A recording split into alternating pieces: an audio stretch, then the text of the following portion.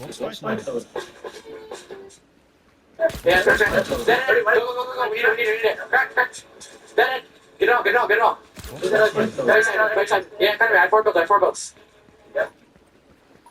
For today's video, I'll go over exactly what you need to do to become as good as Peter Bot. The first thing that makes Peter Bot unique is that he enjoys nothing more than playing, whilst the majority of other people enjoy taking breaks where they watch some YouTube, TikTok, or Netflix. He finds nothing more enjoyable than playing and improving. I would go as far as saying that he finds watching entertainment as a waste of time. That is how he is wired as a person. If you want to become as good as him, you need to develop these characteristics. For some people, it comes totally natural, whereas other people to force themselves to not spend their time on other things. If you are a writer, it will be much harder for you to ever get close to the level of Peter. Another thing that Peter is the best in the world is that he has always enjoyed genuinely tough competition. A lot of Fortnite players become comfortable playing against their friend group where they're the best player, always win one-on-ones, face best friends, and so forth. But if you want to get to an extraordinary level, you need to always push to find better and better players to play with and against. By doing this, you constantly challenge yourself. As a result, tournament will be tremendously more effective. Peter also has an incredible understanding of high-quality repetitions. He understands that if he wants to become good at games, he needs to play on games where competition is high. If he wants to become better at fighting, he needs to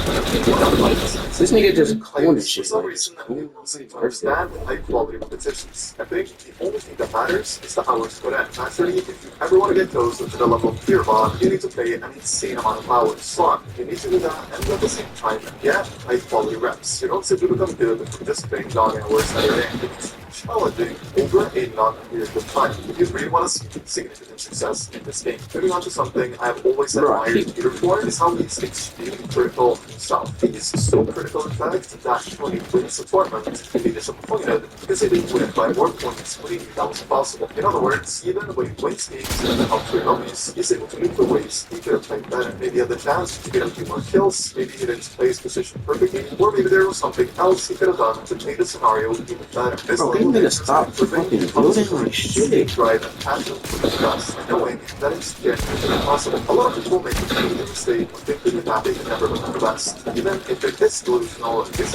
played to 100.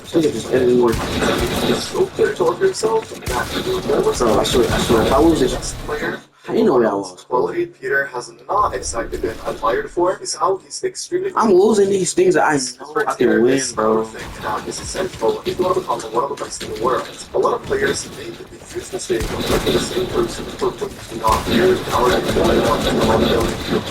staying loyal to you, etc. But unfortunately, in a game like Fortnite, they should not be the best player on your team. Your improvements, especially in the beginning stages, I want to do many times faster if you play with someone better. Understanding how to play the game, like the competitive environment, if you ask someone who has never seen your success, is going to be impossible without a guide.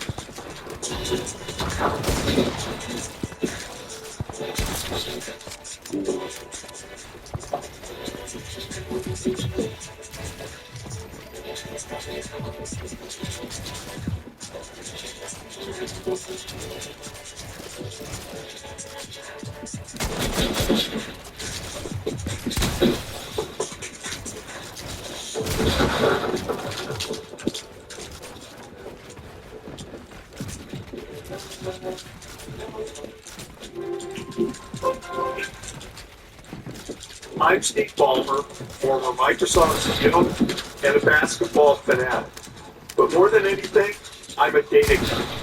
That's what I do. I swear I clicked R. Unbiased and non-partisan government data on issues impacting the lives of Americans.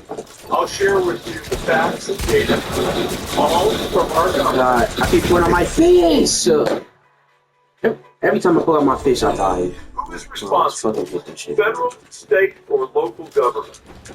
There are 90,888 government entities across America. Woo! I sure didn't know that before we started. And I wondered, what do those governments do? How much does it all cost? It's our government, so let's explore it. The most recent nationwide data. Bro, I keep pulling out my fucking fish. One federal government representing the whole United States of America, which does turn 250 years old in 2026.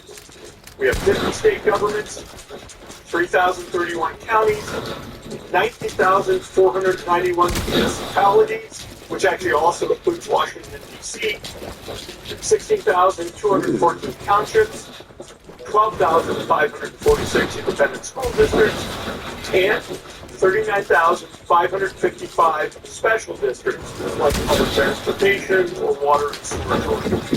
That adds up to 90,888, a number that does not include U.S. territories like Guam and Puerto Rico, which have their own governing structures. Let's break it down. County governments exist in every state except Connecticut and Rhode Island, which assign local functions to municipalities, or the state retains those. Bro, this nigga has spoons These everywhere. states have county-like entities with different names. Louisiana refers to them as parishes, and Alaska calls them boroughs. Municipal governments are local governments that are often called cities, towns, or villages, depending on the state. Townships are a subdivision of counties. Bro, I You'll just find them in 20 states, primarily in the Northeast and the Midwest. I grew up in a place called Farmington Township, just outside Detroit. Importantly, townships are not the same as towns, which are small municipalities. Municipal and township governments do overlap with 11 states, where residents can wind up paying taxes to receiving services No! of the township and other local I keep forgetting to press the the floor bind. of the government entities in America. Now let's look at the remaining 57%, which fall into two categories: independent school districts and special districts. Independent school districts run public elementary and secondary education within specific geographic areas. We count them as government entities because most, though not all, operate independently of county and municipal governments.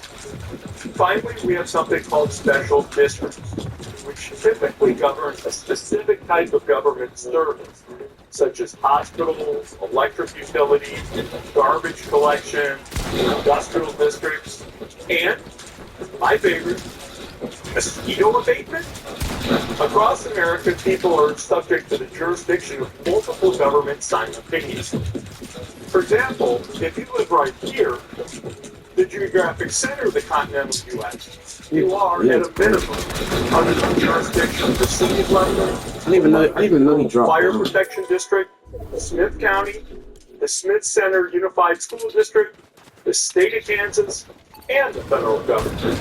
That's a positive. Now let's follow the money. Total government spending was $8.9 trillion in 2023, the most recent year for which data is available for combined federal, state, and local outreach. The federal government spent $5.1 trillion directly and sent another $1.1 trillion to state and local governments for programs that are operated at the state level.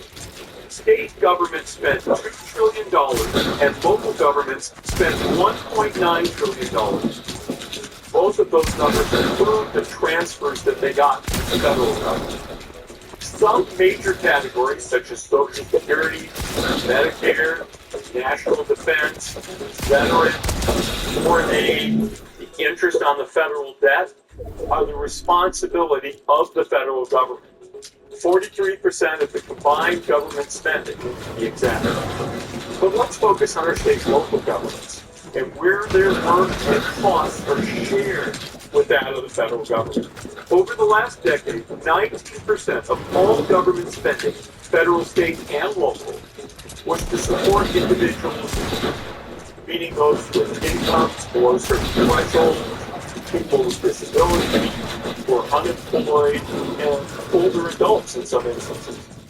Examples include Medicaid, Section 8 housing vouchers, other housing assistance programs, and SNAP, commonly known as food stamps. 15% of spending went to education, 4% for transportation and infrastructure, 4% for the criminal justice system, and 3% for public health. Governments also have several smaller expenditures. settings. Of course, for Peter, this is different, as he is always looking for the second best player in the world to fail, and he is ice cold to his teammates. It's another offer that he knows is better for him and that is good for his results. So it's cynical quality need, but the reality is, if you want to become the best, you need to do things that aren't really as popular. Now, Peter is also seen as an incredible improvement for WP. For example, back in the day, he dropped 30 and 40 bombs in the sort of campus. WP deployments is one of the I was best ways to faster, improve, as it's the setting I where missed most it. people will always try their hearts out, meaning the quality of repetitions will be sky high, and in turn, also the amount of improvement you will be able to do from tournaments like the performance evaluation cups or tournaments where everyone wanting to improve should W. Because the reality is, most of you guys won't have a chance to get into the final settings. Instead of playing for nothing, so that everyone will be playing for an insane amount of improvement. Because of course, as I'm not telling you, when Peter went from being a completely average player in 2020 to literally becoming one of the best in 2021, he also focused hard on his weaknesses in improving them. Here, it's also important to note that he made a switch from a console to a good PC, which also made performing much easier. A lot of people have this weird mentality that if they're bad at fighting, for example, they just want to spend their time on improving their strats instead of spending their time on fighting. If you want to reach a level close to Peter Bond, you need to face your biggest weaknesses face on and understand that you will be dog water for a long time trying to improve said weaknesses. But it's necessary to reach a level that's even close to the top. Peter has, in simpler terms, never been afraid to be bad or elite because he knows that he can play better thanks to it down the line. In addition to this, Peter, just like him, he doesn't know everything. And in contrast to a lot of other Fortnite pros, Peter actually recognizes this and actually looks for ways to learn more and more that will have a positive impact on his Fortnite results. Peter has worked with coaches like his honesty and the grassroots in the past to help him perform even better. And here to everyone watching is that when you start making some money from tournaments in Fortnite, and if you want to consistently perform, consider investing that money into coaches. Coaches like Sven and Raz are extremely expensive. If you're truly passionate about becoming the best, it will be an investment that pays off back tenfold. You can say that having the money to pay for an experience with a coach like this is a bit of an unfair advantage, and you wouldn't be wrong in saying so.